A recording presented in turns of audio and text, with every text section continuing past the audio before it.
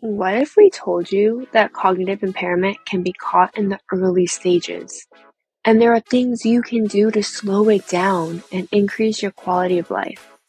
Welcome to Normalize the Conversation.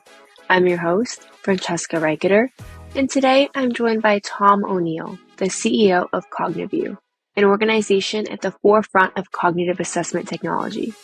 Together, we'll explore the significance of cognitive assessments and early detection and understand how these assessments can be a game changer in identifying cognitive impairment. Tom, thank you so much for joining me today. I'm really excited because this conversation is near and dear to my heart. But before we begin, I just want to check in. How are you really? I'm doing good. We're getting closer to the holidays, so kind of running hard. At the same time as going towards the holidays, is we're also closing the quarter and closing the year from a business perspective. So there's always a million things going on this time of year, but really good, really good. It's such a stressful time of year. Yeah, I'm excited too though because I have two boys. They're 26 and 22. The 26-year-old is in Topeka, Kansas, so he's flying in to be with us for the holidays. And then my 22-year-old is a junior in college, so he's now home. So we get to have them both home, which is great. Oh, that's so nice. Oh, it's really great when the family gets to be back together. My younger brother, so I was away at college and now he's away at college. So it's so exciting. And he used to be so excited when I'd come home, and I was like, Yeah. why are you so excited? It was so annoying until now. I'm like, when are you coming home? I miss you. Please come back. So I'm excited for the holidays and getting my little brother back It's funny you until say he that. talks. Then I'm Yeah, done with him. right. It's funny you say that because I see that with my younger son being excited for Sean to come home, and he talks about it, and then they get together, and then they're normal, and then they go back to doing their own things. Yeah. Right? It's like you can't wait. And then after a second, you're like, okay, goodbye. Okay. That's what it feels like. Yeah. Yeah. But I'm speaking of the holidays. I have a grandmother who has Alzheimer's, and with the holidays, it can be really, really stressful for her because it's so much happening, right? It's constantly having to remember, did I give this person their card yet? Anxious to want to give them this card. And all these things that seem so minorly stressful to us is really amplified for her. So I'm excited about our conversation on early detection for Alzheimer's because I wish we had more resources, tools, support beforehand so that this would be maybe a little bit easier for both her and us as her caregivers. Yeah, Frank, I'll give you the Alzheimer's Association, their busiest time of the year is now during the holidays, the next few weeks. And the reason it is because our parents, our moms, our dads, our grandmas, our grandpas, aunts, uncles, whoever we're caregivers to, when it's a 10-minute FaceTime, call or a regular phone call, they can kind of fake their way through it. Our parents and grandparents are really good at kind of getting through those calls. But all the Alzheimer's Association gets the most calls during the holidays, and the reason they do is because now all of a sudden you and I are with them for 2, 3, 4, 5 days, a week, 2 weeks, and all of a sudden what they used to be able to kind of, they're really good at keeping their independence, and they don't want to let on that there might be something going on. So now all of a sudden you're with them and you start to see stuff that just may be off a little bit, right? And to your point too, they stress about things. So some of that early Alzheimer's or early dementia will show itself as hyper OCD, right? So it'll show itself in that way. And so things that you would think of used to not worry them or they used to not overthink. Now they're overthinking, right? And I think it all just comes down to the pressure and stress and I see that not necessarily the early dementia with my parents, but I see that worry about the details that they would have just rolled with in the past. So yeah, it's a stressful time for them. It is. My grandma used to be a pro at Christmas presents, always got everyone like the best presents. Like she, amazing. Yeah. Now she's panicking over making sure everyone gets a card with money in it. Right. And it's like, did I give this person this card? When am I going to see them? Will I see them? And it's like this constant panic because a lot of it is she doesn't remember that she has seen someone recently and that she Yeah. has given them the card, or that she does see them on a frequent basis and she will see them again before Christmas, or that she's going to spend Christmas with her family. So for Yeah. her, it's really overwhelming of this bit of a memory piece. And it's really hard. I've noticed I'm with her most of the time. I part time in California, part time in Florida, living with her, taking care of her. So Mhm. I see it the most, and then I see my loved ones who maybe don't get to spend as much one-on-one time with her, and they're like, "Oh, Yep. she's fine. She just forgets a little." And I'm like, "Well, wait till you're with her for more than 10 minutes, Right. and you're Yep. going to understand how these small things make a big impact to her." That phone call that was 2 minutes makes such a big deal because she might not remember it happened 10 minutes later, Yep. but knowing like your name's and fresh in her head, it makes her feel really good and she Yeah. wants to talk to you. She looks forward to talking to you and it makes such an impact. So I just think, I mean, it makes sense. It makes sense that the Alzheimer's Association is seeing that raise in numbers because watching with my family, it's a big difference when it's 10 minutes, an hour, 4 hours, 10 days. Fran, the other thing that I see happen and that I've heard happen, because I've been in this world for 6 years now at Cognivue, but is that in very early stages of mild cognitive impairment or early Alzheimer's, early dementia, they are still um, strong enough cognitively to know, okay, and they can have a really good productive conversation with you. Okay, this is early Alzheimer's, early dementia. I know I have it. I'm going to put some affairs in order, and then it progresses, and that's where it becomes more of a challenge because they actually forget that they have it and they don't recall that they don't remember. So early on, they actually recognize that they're not remembering. Further along in the process, it actually becomes more challenging because now they actually don't remember that they have now Alzheimer's. So they may become more argumentative, may be more challenging to deal with because they've lost that short-term memory, and that becomes a challenge, right? So it becomes frustrating for them, and we as caregivers have to remember, as difficult as it can be sometimes, not to get frustrated. You can't get frustrated with them because they're they're just struggling, or they don't even realize that they're frustrating you. They're just asking a question that they don't realize they asked you 2 minutes before. They're just asking it again because they're wondering. Yeah, that's so true. And with my grandma, one thing that I really regret is when she started off in the beginning with those early memories, she's recognizing she's losing her memory a bit. We're like, oh, that's just a normal sign of aging. And then she also had been in a car accident. So we're like, maybe that's it. And now we're at this point where she doesn't remember that she doesn't remember. She is asking the same question every 5 seconds over and over again because a conversation doesn't last long for her. Right, And it's not her fault. But it's also now at this point where we wanted to get her affairs in order and we didn't. So there is no power of attorney right now. There is no will. There's none of right, these things. And when we try to take her to a lawyer, she can't remember. So she didn't pass that cognitive assessment. right, So I wish that back then we had some kind of assessment. We did that assessment. We knew a lot more so that this stuff would have been easier, not just for us, but for her as well, because that has to be scary when you're the one making medical decisions or sure. finance decisions and you can't necessarily recall the conversation that you just had 5 seconds ago to respond and make that decision. Fran, I think the biggest challenge for most, and I would tell you, most people have been touched by dementia or Alzheimer's, either as a caregiver of, again, mom, dad, grandma, grandpa, aunt, or uncle, or some type of traumatic brain injury, concussion, something, right? So they've seen some of that. But healthcare has gotten so good that in many instances, our bodies are outliving our brains. And the challenges too is we test and screen and assess everything in the body, but we don't consistently test or screen or assess the brain health or cognition.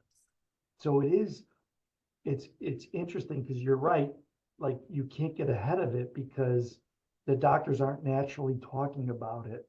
And I'm talking about primary care, internal medicine, family practice. They're just not talking about it proactively unless you bring it up as a caregiver or the patient brings it up proactively. It's not being brought up. So I think we have to do more. That's kind of the mission we have, is to make cognitive screening, brain health screening and assessment the norm, right?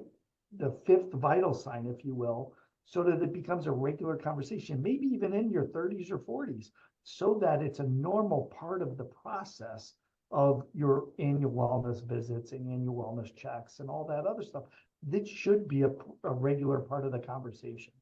Absolutely, it should be. And if we're having it early enough, people can start making those changes, right? Because some of it may be genetic, but there's other things that we may be able to do to help prevent it, or not even prevent it, but slow it down a little bit, right? Take a Yeah. little bit more control of our health. So these conversations are so important.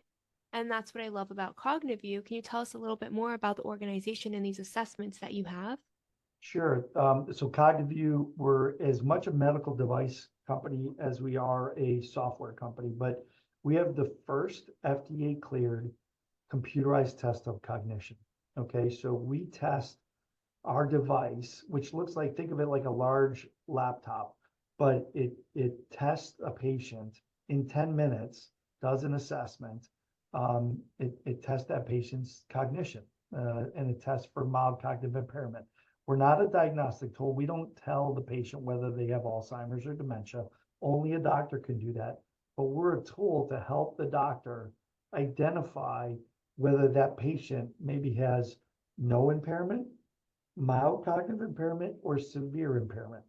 And then it's up to the doctor to determine kind of what the next steps are, because the next steps might be meeting with a neurologist or a neuropsych, to do a little bit deeper dive and really understand what's going on with that patient.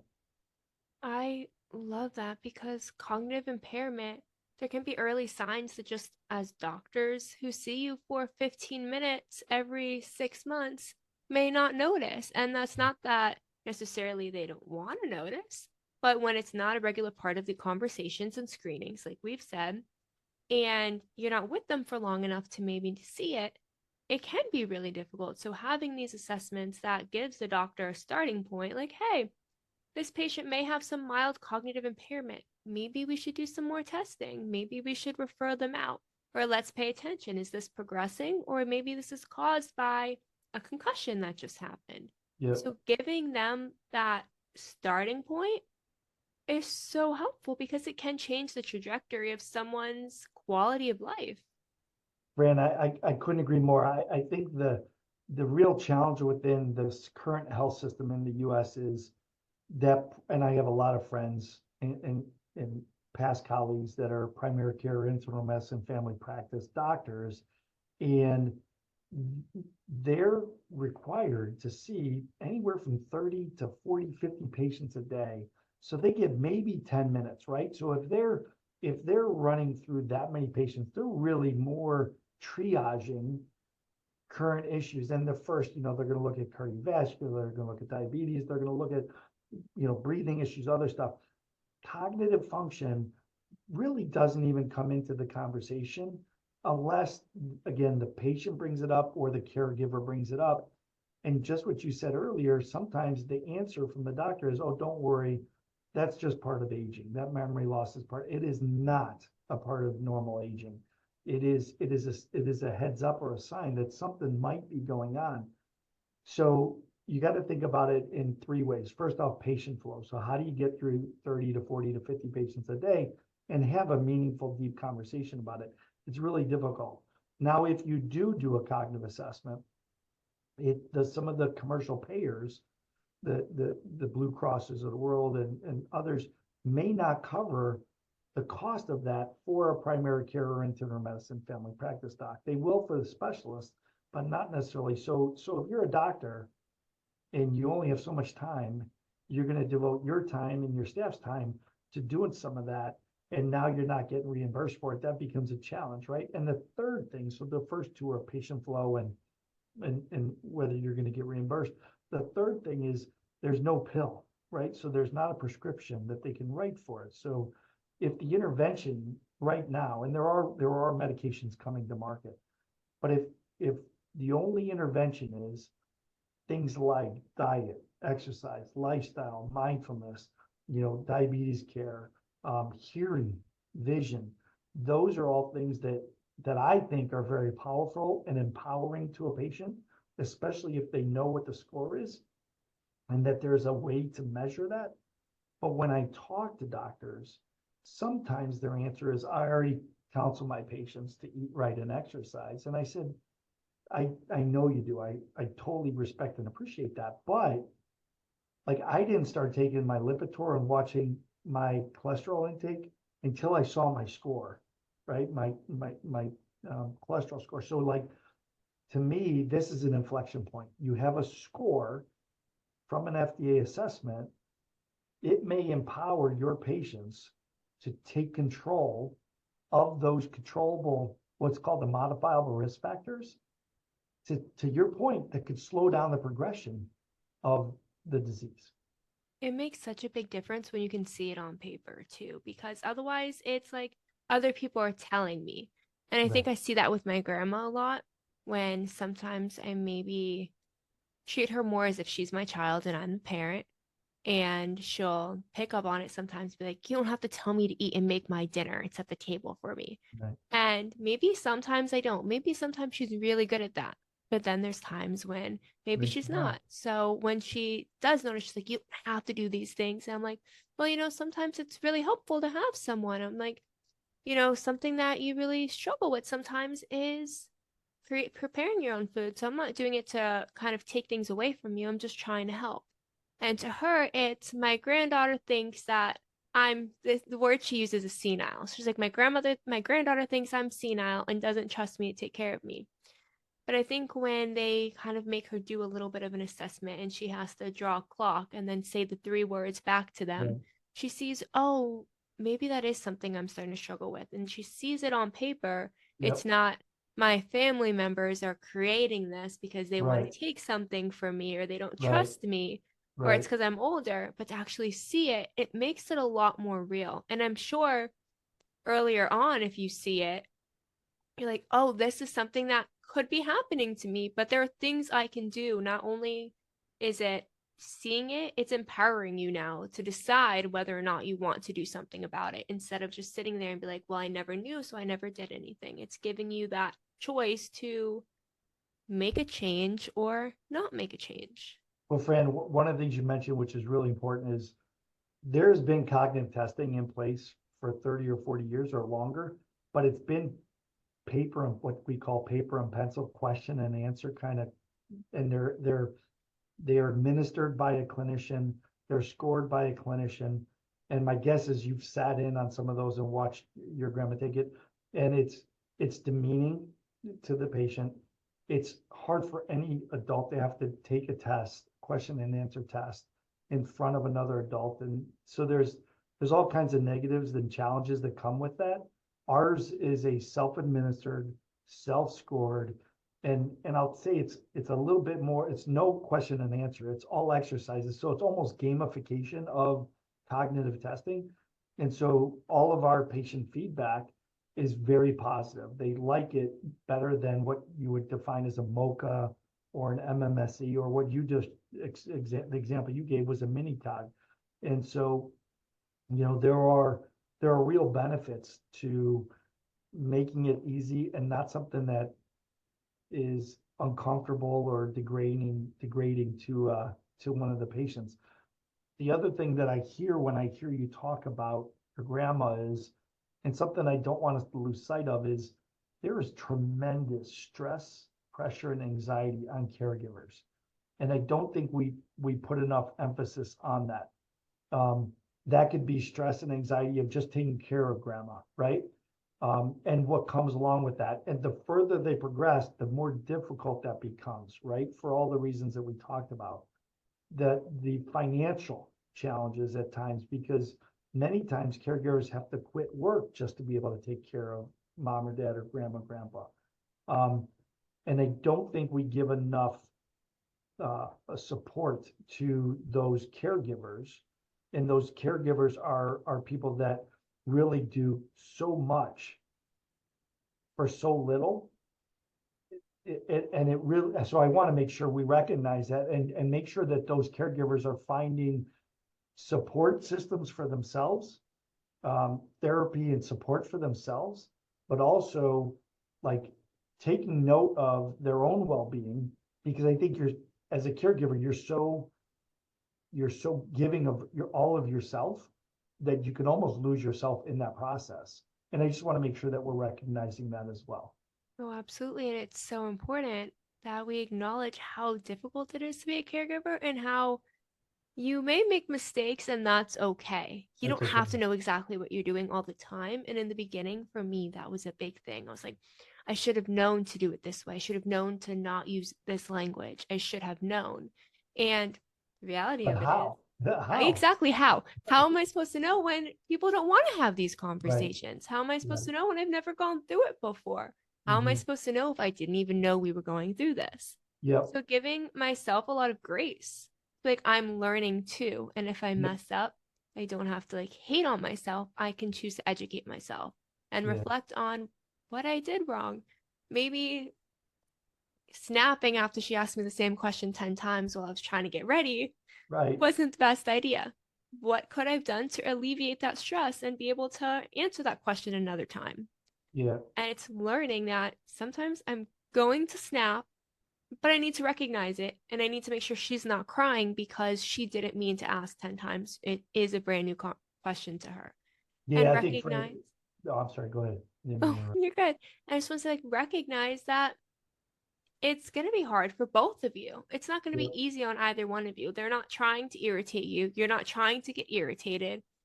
They're not trying to make it difficult for you to take care of them. You're not trying to overstep and take something away from them.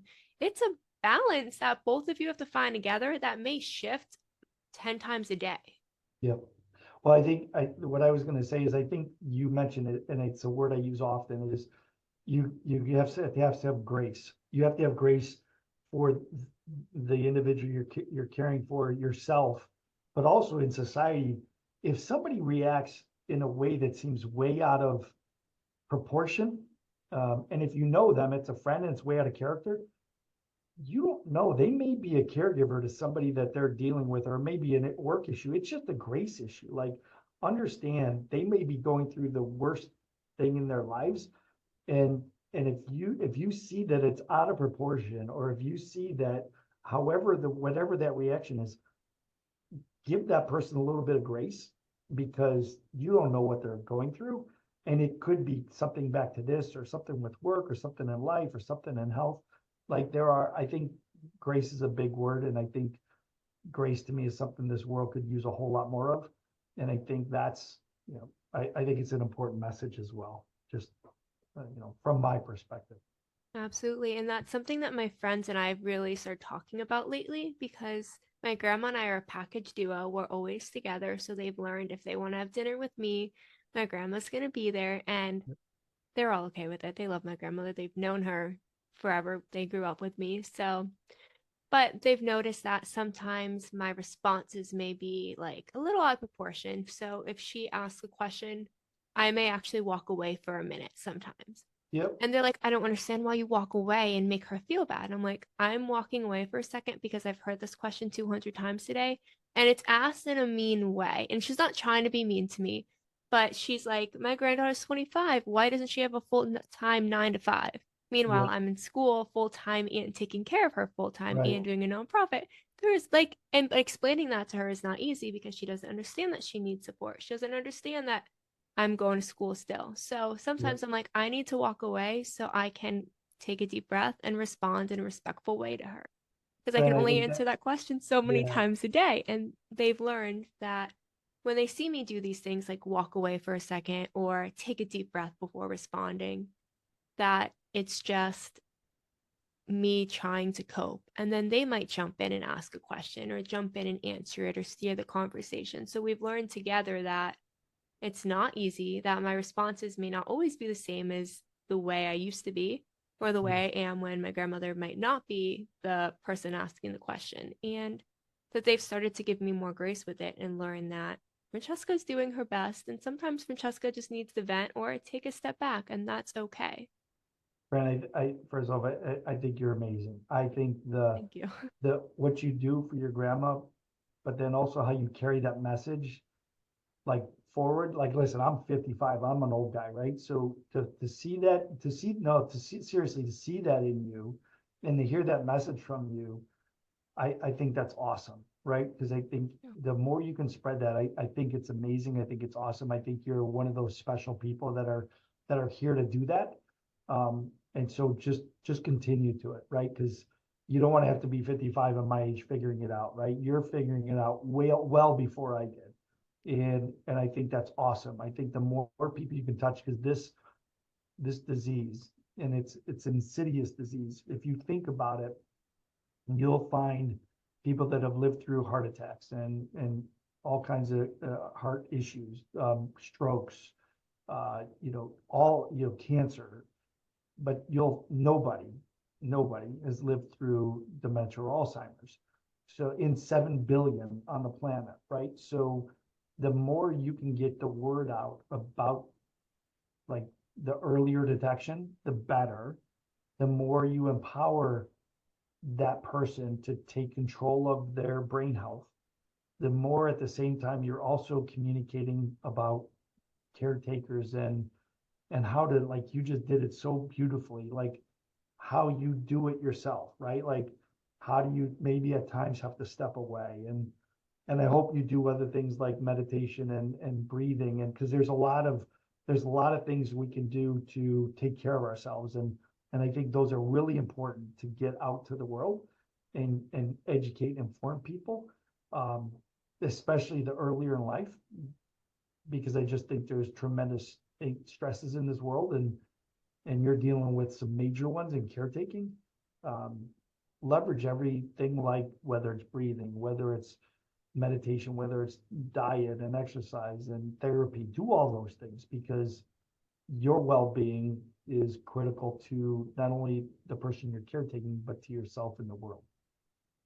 Absolutely. And it's something I'm learning to do, right? Is make that balance between me and her because Mhm. both of us are important. And sometimes one of us may take precedence, and that's okay.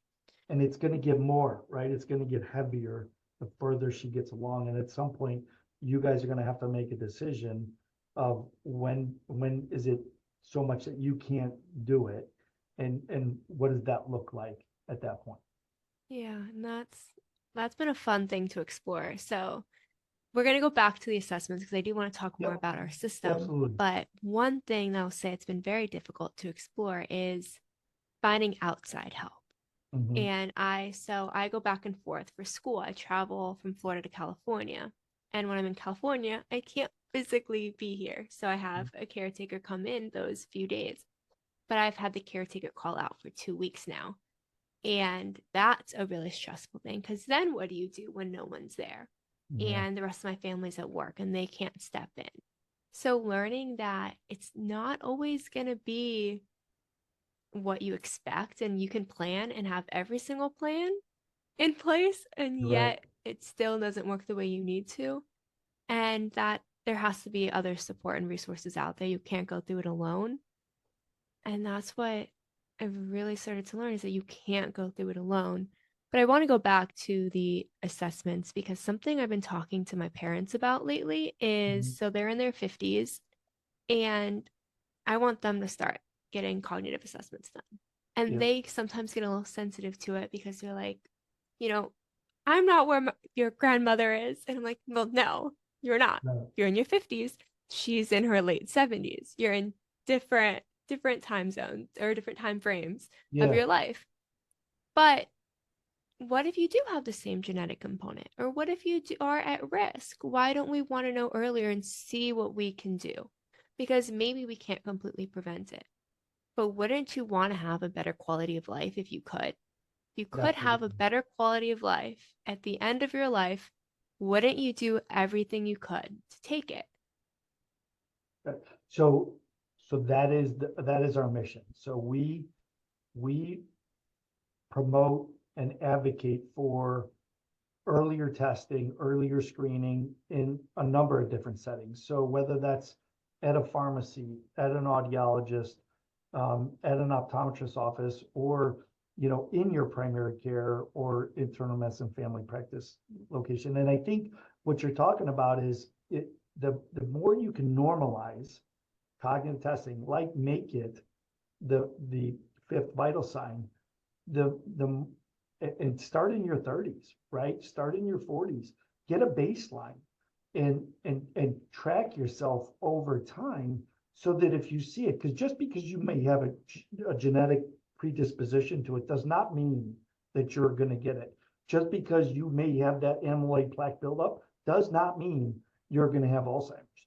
So I think it's, Alzheimer's is the best way I heard it described to me is a systemic issue, multiple systems, right? Inflammation, circulation, and toxins.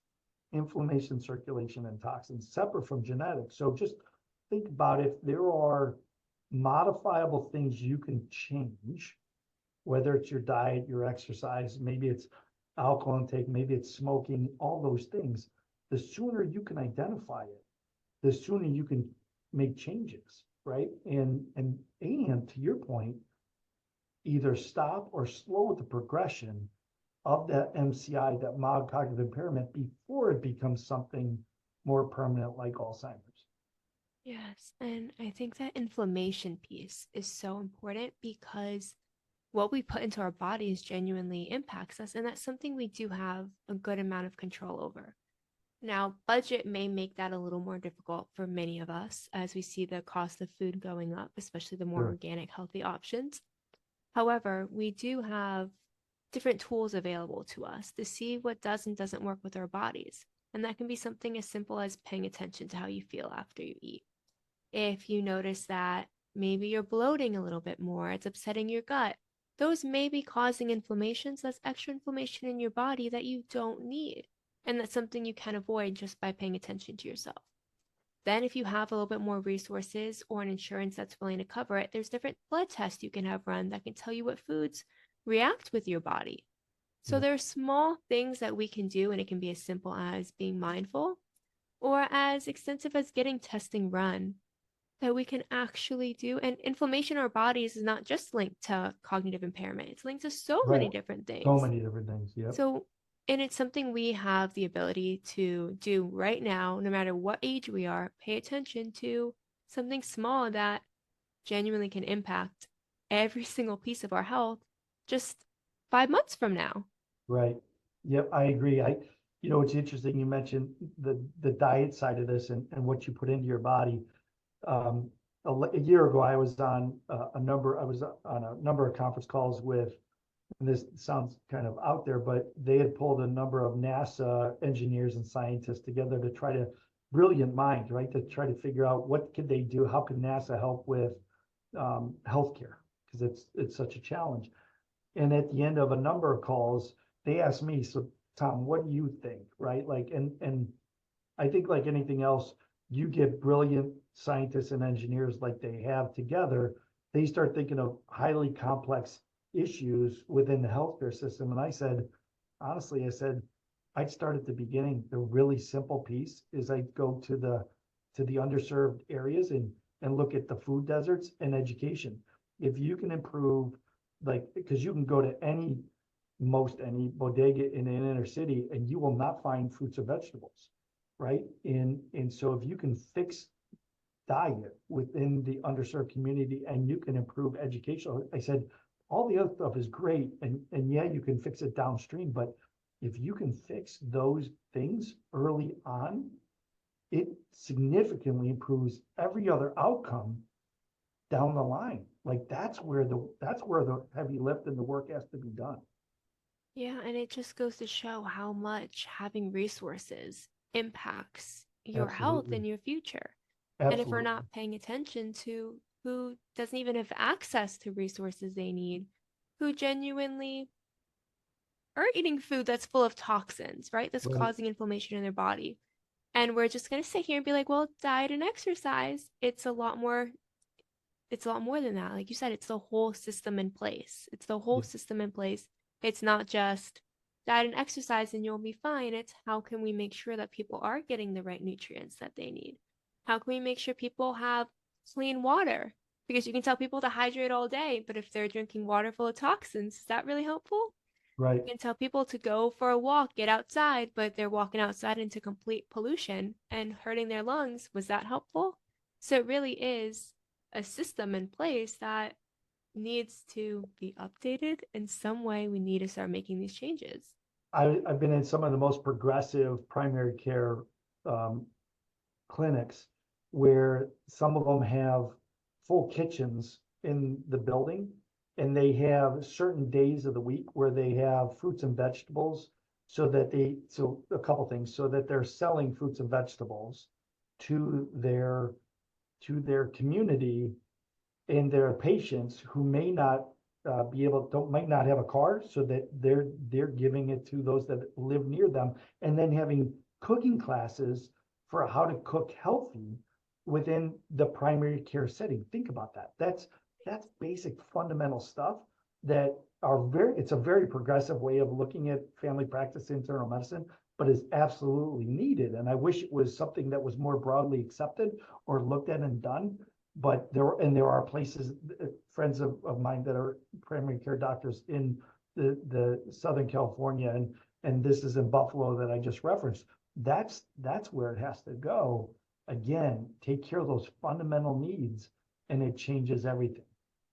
Yes, getting right into that local community and Mhm. offering to bridge those gaps. Yep, I mean, absolutely. cooking classes may seem so silly to put in a primary care place, but also a lot of people don't know how to create their own meals, or they only know how to maybe fry something, That's right? exactly We right. love oil. We love Yep. oil. And I remember for me in college, when I was first starting to really cook, I just drenched everything in olive oil. I was like, Yeah. it's what Italians do, drench everything in olive oil Yep. and garlic. Right. And then air fryers came out and they're like, you don't need oil. Right. That was Yeah. like huge. And I was like, wow, oil tastes really good. Really great way to season some food. However, I'm Right. also putting a lot of oil that I might not need to put into my body all the time. And I wasn't realizing that these small ingredients that I'm using and the way I cook something could impact how I was feeling. Mhm. Eating French fries versus roasted potatoes made such a big difference in how I felt. So, paying attention to a lot of people just don't know because they weren't handed down a bunch of cookbooks and Right. had family members who had plenty of time to sit there and teach them how to cook things in different ways or don't know how to use different ingredients. And by just teaching people, here's how you can make vegetables taste good and still keep their nutrients. Right. It's something that seems so simple, but like the reality of it is, most of us don't necessarily know how to do that Right. until someone teaches us. Right. Right.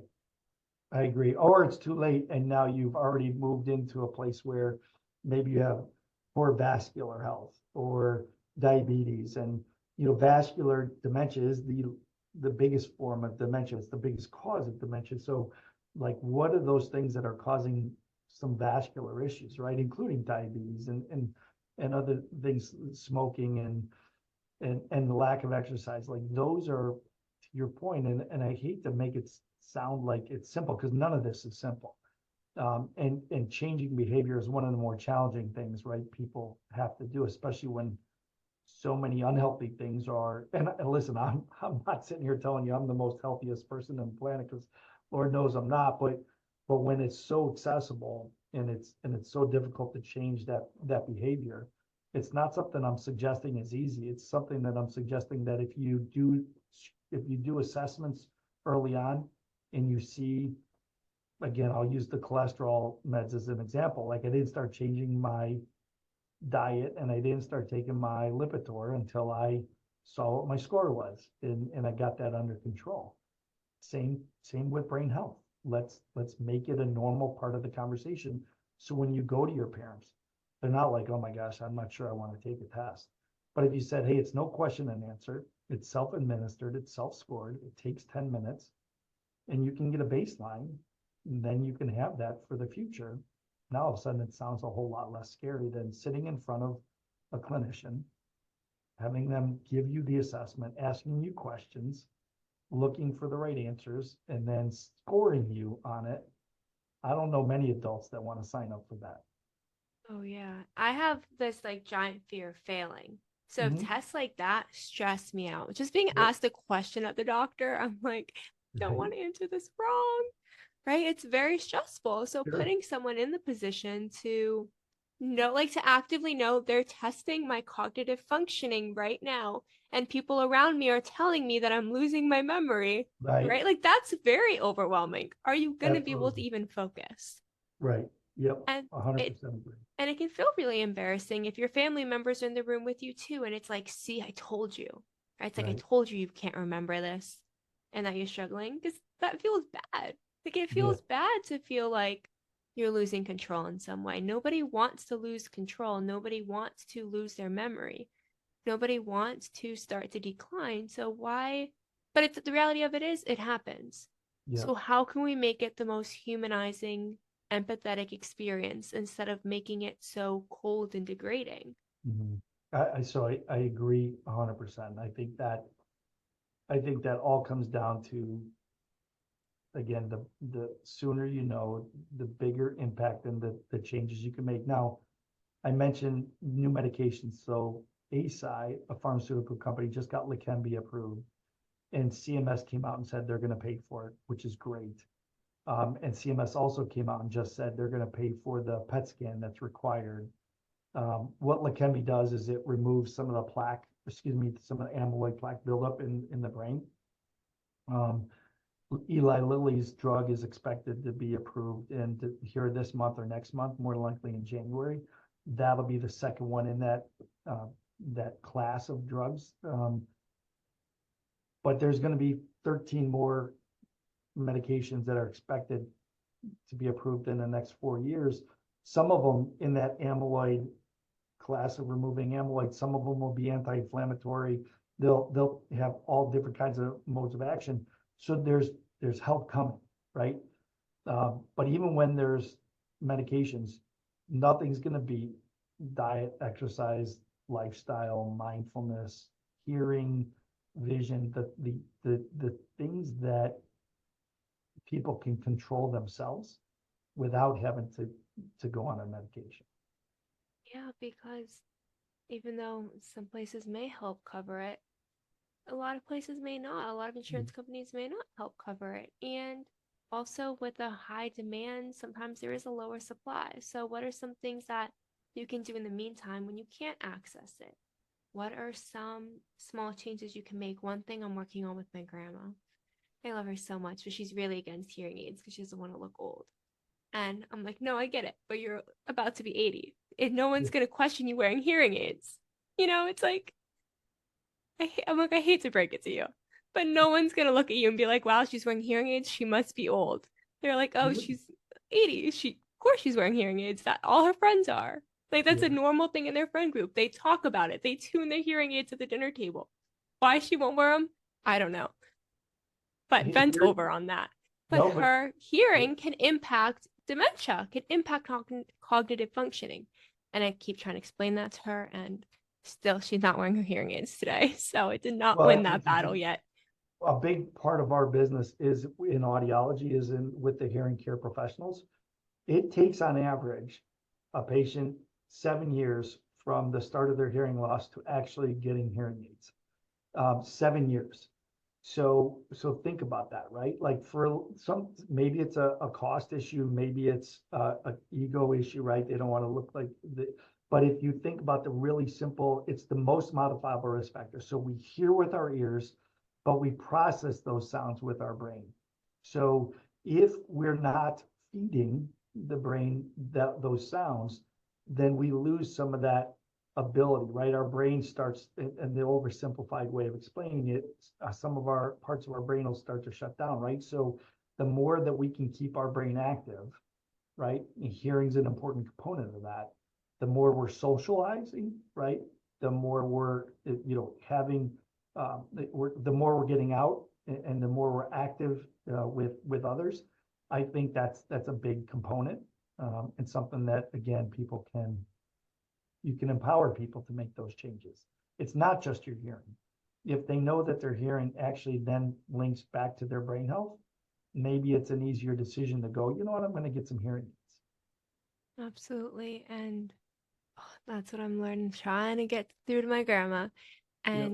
But it's something that maybe if we had talked about with her earlier, right? It's maybe if this wasn't something that was new with the memory loss and having a caregiver now and having my granddaughter tell me what to do all the time. If it wasn't Right. happening all at the same time, maybe she would be a little more willing to Yeah. try the hearing aids. And that's why this early detection is so important.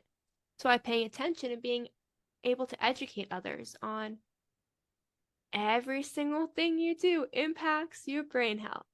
So let's make decisions together. And you're going to make the wrong decision sometimes. I just had a huge piece of birthday cake right before we started recording. I will preach what you put in your body all day while also eating some cake. Because, hey, cake tastes good. Am I going to eat cake all the time? I wish, but no. Right. So, and that's the thing, it's making those choices and being aware, like, I want to enjoy this cake, I'm going to enjoy this cake. But I also want to put good things in my body as well. So maybe I'm going to pay attention to make sure I have some more fruits and vegetables throughout the day as well. Yes. I didn't get a chance to go for a walk today, so I'm going to do something to move my body later. Or maybe I'll do it tomorrow and I'll add an extra 5 minutes to make myself feel better that I made up some time. Right. So, right, but it's small things that we can do, and being aware of it, we can then make choices that empower us. So at least Right. we're making choices and we get to feel in control. When we don't know and then we look back on it, it's like, I wish I knew. Well, now we know. What choices do you want to make? And it's up to you if you want to make those choices for you. We can tell you to a blue in the face that these are all the options available. These are all the things that can impact you. But by talking about it, people are able to empower themselves to make those choices. And that's what we need, is to feel empowered that we have the ability to ask, can you do an assessment on me early on? What can I do to reduce the inflammation in my body, reduce some of these toxins, the circulation, improve my circulation? What are things, what medications are available? Is this something I qualify for? Is this something maybe to look for later down the line when insurance companies are covering this? Do I want to consider my health insurance company a little bit more as I'm moving forward? What are small things that we can do? That's where it comes down to. I couldn't agree more. You summed it up perfectly. I want to give you a big amen, because that is 100. Everything you just said, you're preaching to the choir. That's exactly what needs to happen. It is, and it's so important that, again, it's something that people think this happens to me and there's nothing I can do. And unfortunately, it does.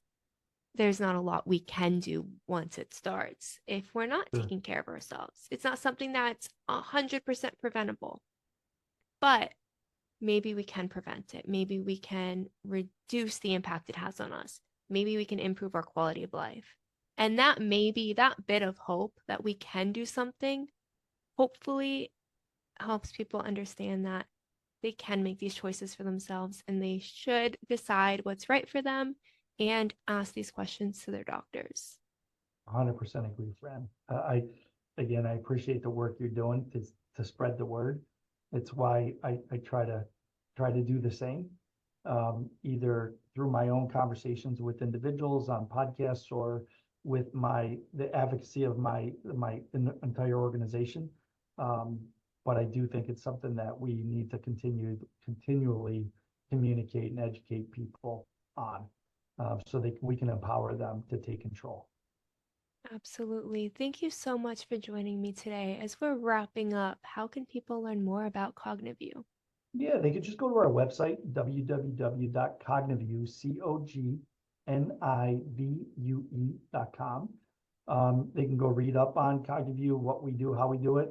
They can also, print some information and take it to their doctor if they want, to ask their doctor to bring a Cognivue in. We can do a free trial for the doctors to try the technology in their practice. But there's also on our website access to Cognivue, which is just a really simple way of explaining those modifiable risk factors: diet, exercise, lifestyle, mindfulness, hearing, vision, the things that empower a patient. So you can go on and educate and inform yourself on those modifiable risk factors that, by the way, are not a Cognivue driven. Cognivue is ours, but the things that are in Cognivue are from the Healthy Brains, the CDC Healthy Brains Initiative, and the WHO, initiative around dementia care and those modifiable risk factors. So go on and learn about those things. And again, we're willing to help and connect dots if you want to know, where a doctor is or where an audiologist is or where a pharmacy is in your market. Go to the website. Thank you so much for listening to Normalize the Conversation. Don't forget to subscribe, rate, and review. This podcast is an initiative of Inspiring My Generation, focusing on normalizing the conversation, bringing education and awareness to the forefront, and amplifying global voices to spark change and hope. Inspiring My Generation is a 501c3 nonprofit organization on a mission towards suicide prevention through awareness, conversation, education, and support. Connect with us on Instagram at Inspiring My Generation and visit our website inspiringmygeneration.org to learn more about our work and how you can make a difference.